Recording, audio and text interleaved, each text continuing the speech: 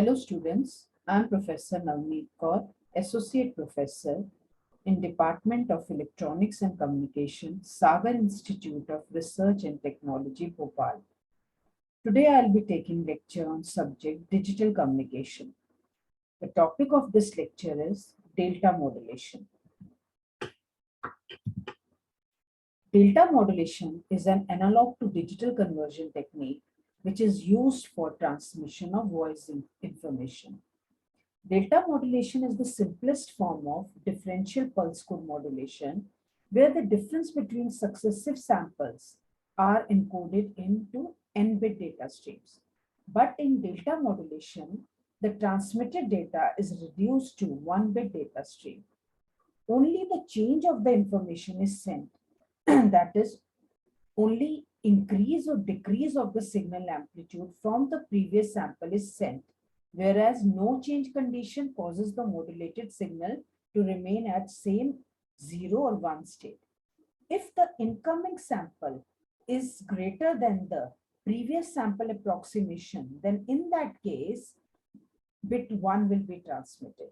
Whereas when the incoming data stream is less than the previous sample approximation, that in that case, 0 bit will be transmitted. So only single bit will be transmitted, that is either 1 or 0 bit. In delta modulation, the oversampling technique is used in which the analog signal is sampled at a rate several times higher than the Nyquist rate. This is done to increase the correlation between the adjacent samples of the signal so that the difference between these adjacent samples can be encoded into a single bit. Now, here we can see the transmitter block diagram of the delta modulation system. Now, first we can see the sampled input, which is the sampled version of the message signal.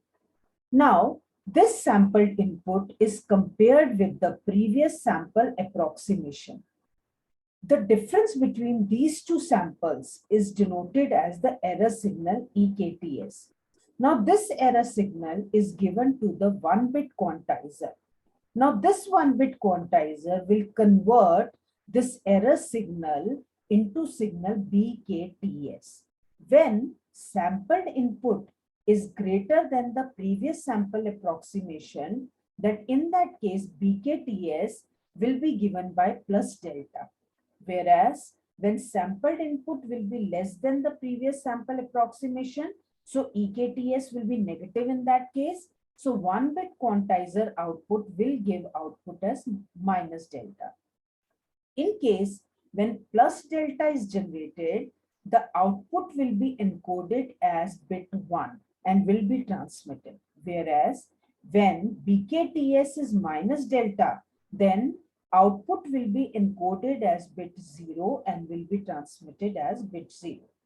Now, when plus delta or minus delta is generated, this amount will be added to the previous sample approximation to generate present sample approximation, which is UKTS. This means that if the sample approximation is lagging behind the sampled input, in that case, it will be increased by that amount, which is plus delta, and will try to reach the amplitude of the sampled input, so that the difference between the present sample and the previous sample approximation can be reduced, and the difference between these two samples will be encoded into a single bit.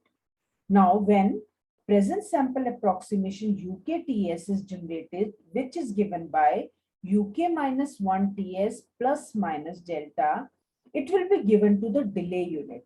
The delay unit will delay the amount UKTS by 1 time symbol period, which is TS. Now, by that time, next sample will appear and the previous sample approximation will be compared with the present sampled input, and the cycle will continue. The block diagram, which is given in the lower section of this transmitter, is known as accumulator, which is used to generate the previous sample approximation. Now here we can see some set of equations which are given in the transmitter block diagram. ENTS is given by the XNTS minus X cap NTS as shown in the block diagram. XNTS is the present sampled input, and X cap NTS is the previous sample approximation. UN minus 1 TS is the same as X cap NTS, which is last sample approximation. Now, as I told you that BNTS is given by plus or minus delta. So it can be represented as delta signum ENTS. That means signum, we know that it can take either value +1 or -1. So BNTS will have value either plus delta or minus delta.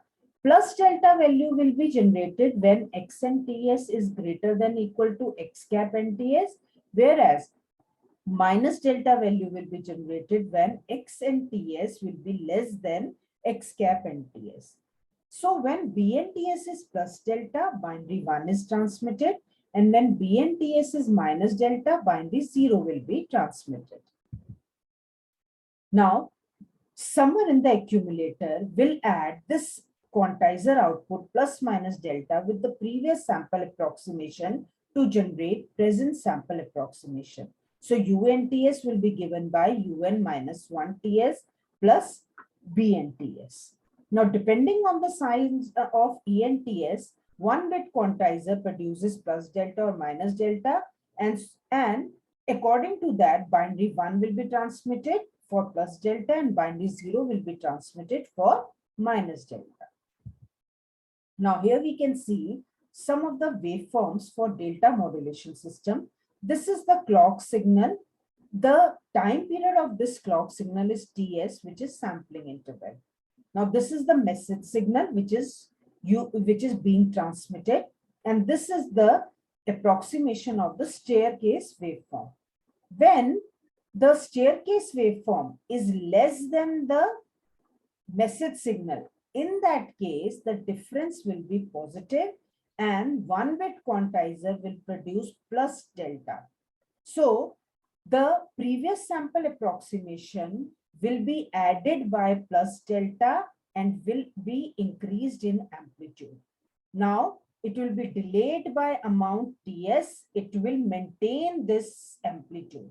Now after TS, again, previous sample approximation of the staircase waveform will be compared with the sample of the message signal.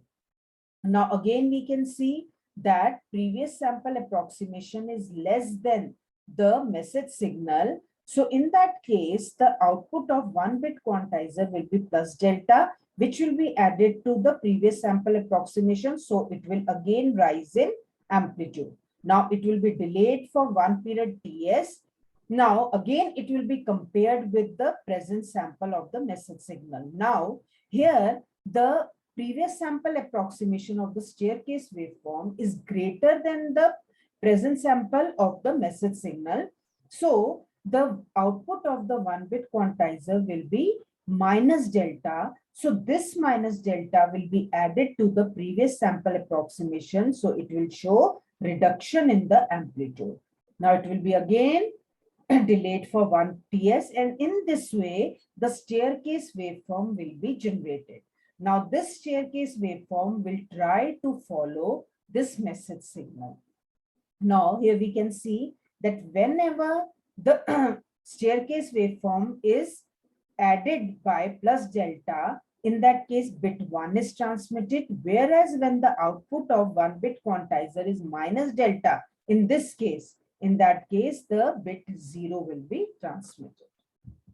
Now this is delta modulation receiver. Here we can see the accumulator section. The accumulator generates the staircase approximated signal output, and it is delayed by 1 sampling period TS. Then it is added to the input signal. If input is binary 1, then it will add plus delta step to the previous output. And if input is binary 0, then it will be subtracted by delta amount from the delayed signal. The low pass filter has the cutoff frequency equal to the highest frequency in the message signal. This filter smoothens the staircase signal to reconstruct the message signal xt. Now, coming to the limitations of the delta modulation system. There are two major drawbacks in delta modulation. First is slope overload distortion. In slope overload distortion, the rate of rise of input signal is so high that the staircase signal cannot approximate it. That is, the step size becomes too small for staircase signal to follow the steep segment of xt. Hence, there is a large error between the staircase signal and the original input signal. This error is known as slope overload distortion. To reduce this distortion, the step size must be increased whenever the slope of the signal is high, so that there is a small difference between the signal and the staircase approximated signal. Now, coming to the second limitation, which is granular noise. Granular noise occurs when the step size is too large compared to small variations in the input signal.